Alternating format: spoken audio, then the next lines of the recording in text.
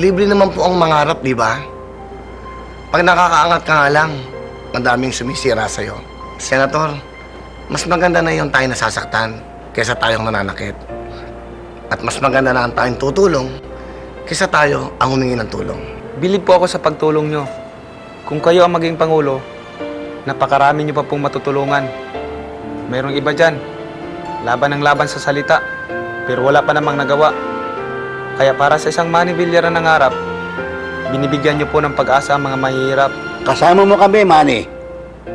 Basta't mahalaga, malinis ang hangarin mo na makatulong sa mas maraming Pilipino. Buong-buo suporta namin sa iyo.